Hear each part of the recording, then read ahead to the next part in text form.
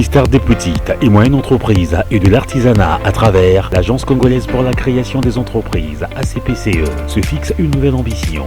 Accompagner les entrepreneurs, créateurs et porteurs de projets dans l'aboutissement rapide des procédures de création, de modifications diverses et de radiation des sociétés.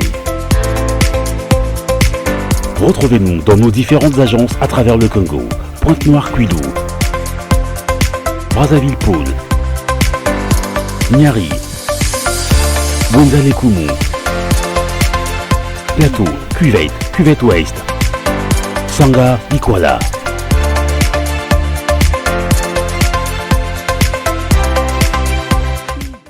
Laisser les candidats affronter l'examen avec leur propre chance au lieu d'organiser les pratiques frauduleuses risquant de mettre en cause tous leurs efforts consentis pendant toute l'année scolaire, c'est dans ce cadre que la Haute Autorité de lutte contre la corruption sensibilise à la lutte contre ces antivaleurs sous le thème « Zéro faute pour zéro fraude aux examens d'État ». Bannissant la corruption au Congo. Dans les centres d'examen de Pointe-Noire, des banderoles sont affichées pour permettre la prise de conscience et intérioriser de nouvelles valeurs centrées sur le professionnalisme et le mérite.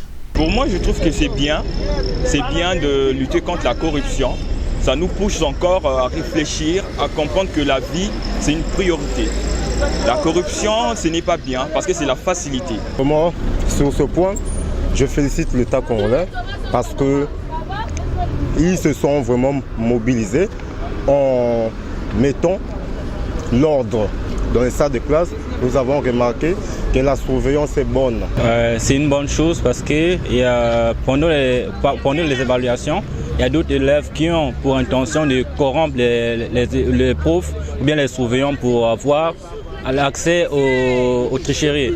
Or, c'est pas personnellement bon parce que tu as préparé ton examen depuis le début de l'année, donc tu dois mettre en épreuve tes capacités. Donc ça ne sert pas à corrompre parce que lorsque tu auras ton examen, ça ne sera pas mérité. Ils sont là pour sensibiliser les populations déjà. La preuve, nous avons choisi d'afficher ça à l'extérieur, sensibiliser la population parce que la fraude ne vient pas du candidat en lui-même, il peut arriver des parents, il peut arriver des agents externes, même des agents de la santé. Et puis, c'est assez visible. Et puis, deuxièmement, ils sont là pour sensibiliser le personnel, toute l'équipe pédagogique, les secrétaires, les surveillants, pour éviter les malversations. Tout en sachant les peines qui sont encourues une fois qu'on a essayé de transgresser les règles. Vous savez que nombreux ont versé dans la facilité et certains pensent que tout service doit être obtenu à coup d'argent. Mais nous n'avons pas, dans le cas de la fraude, enregistré une situation majeure. Mais c'est bien, ce sont de bonnes initiatives. Mais quitte à tout le monde d'intérioriser cela et de faire de sorte que les corrompus et les corrupteurs prennent conscience afin que ce phénomène-là puisse disparaître. C'est une très bonne décision. Parce que vous voyez, moi par exemple, en ma qualité d'enseignant de l'université, en venant dans un centre en qualité de chef de centre, nous avons une double mission. Nous avons une première qui consiste à œuvrer pour que l'examen se passe dans de bonnes conditions. Mais je crois que la deuxième mission, c'est lié au souci d'avoir les étudiants de bonne qualité, c'est-à-dire des bons produits à l'université.